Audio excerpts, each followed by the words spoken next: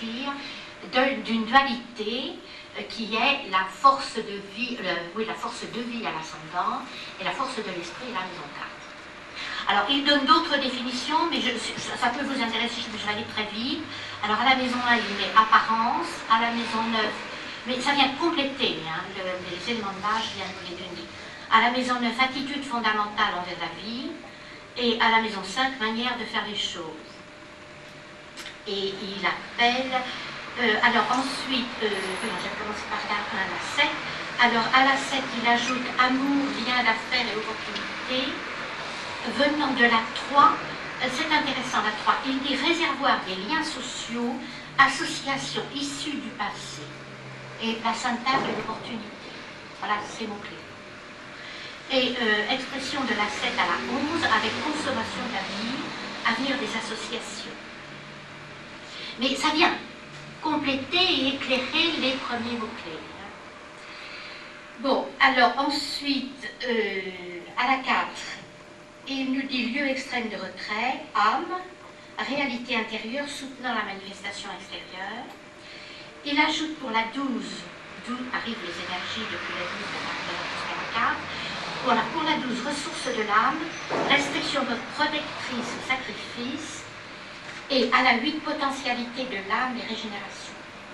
On retrouve avec la deuxième formulation la symbolique plus classique des maisons.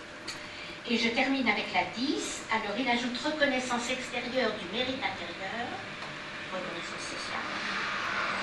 À la 6, il ajoute induction à l'effort parmi les individus, stimulation aux obligations sociales. Ça correspond à ce qu'il avait appelé avant obligation extérieure. Et il termine avec la 2, consommation de l'esprit, nécessité du maintien dans les choses de la conscience, du maintien dans les choses de la conscience ou essence spirituelle de soi. On est bien loin de la 2 en tant que désir de possession. Bon, alors voilà pour Mark Edmond Jones, parce que je me suis quand même beaucoup inspirée de lui. Alors là, c'était donc, j'ai retrouvé une analogie avec la pensée de Durkheim qui nous parle de l'homme, sa double origine. Et puis j'ai continué à aller chercher, tant chez Jones qu'ailleurs. Alors, de cette double origine, l'homme conserve une permanente dualité, là c'est Weltach, c'est puis Jones, que nous allons trouver à de nombreux niveaux de l'être et de l'existence, et qui fait de l'existence de chaque être une perpétuelle recherche d'équilibre. Alors nous venons de voir à propos de la double origine que nous devons d'abord différencier le noyau de l'être et la périphérie de l'être, ça c'est Durkheim, l'être essentiel et le moi existentiel en périphérie. Ce que les bouddhistes tibétains expriment très bien, comme vous allez le voir dans les 2 citations suivantes. Alors, je ne sais pas si je vous lis les citations, parce que ça va nous allonger. Est-ce que vous avez du courage? Oui, oui, oui. Bon. Alors, j'ai pris dans le Kala Chakra de Jean-Marc Esquelière le texte suivant. Le mandala représente le disciple et sa relation avec le monde phénoménal. Le mandala, c'est la surface de l'être. C'est l'être humain dans sa totalité avec tous ses niveaux de conscience et les forces secrètes qui les dirigent, les énergies qui en découlent. Bon, Jean-Marc Esquelière.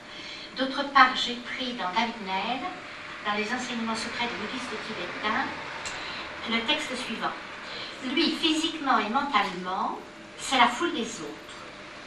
Cette foule des autres comprend les éléments matériels, le terrain pour conduire, qu'il doit à son hérédité, à son atavisme, puis ce qu'il a ingéré, qu'il a respiré dès avant sa naissance, à l'aide desquels son corps s'est formé, et qui, assimilés par lui, sont devenus avec les forces complexes qui leur sont inhérentes, des parties constituantes de son être. Sur le plan mental, cette foule des autres inclut de multiples présences contemporaines de l'individu, gens qu'il fréquente, avec qui il s'entretient, qu'il regarde agir. Une continuelle inhibition s'opère ainsi, tandis que l'individu absorbe une partie des énergies diverses émises par ceux avec qui il est en rapport, et ces énergies disparates s'installant dans ce qu'il tient pour son moi, qui forme une cohue grouillante. Et là, ça rejoint tout à fait Durkheim quand il nous parle de l'être existentiel, du moi existentiel, qui est effectivement terriblement tributaire, et plus que tributaire, qui fonctionne comme une éponge par rapport au monde extérieur. Alors, éponge l'une, bien sûr, je reviens toujours à... Alors, une autre idée que j'ai reprise chez Jones, l'être est nanti de fonction, dont la spécificité est acquise et évolue au long des incarnations, parce que pour Jones, les signes sont des fonctions, correspondent aux fonctions, au cours desquelles l'être est confronté aux circonstances, c'est le nom que Jones donne aux maisons, qui lui sont proposées pour ce temps d'existence. Alors, ça rejoint ce que disait d'ailleurs l'intervenant précédent, qui disait que nous sommes nos planètes, enfin, psychologiquement nous sommes nos planètes dans les signes, les patterns que nos planètes forment dans les signes, mais nous avons quelque chose à vivre dans une incarnation, enfin, dans une vie, et où nous sommes confrontés au monde extérieur, et la confrontation au monde extérieur et la façon dont nous le ressentons et dont nous y répondons, c'est les maisons. Bon, alors, je continue mon petit jeu. La nature fondamentale de l'être qui se manifeste sous la forme du caractère repose sur une double dualité.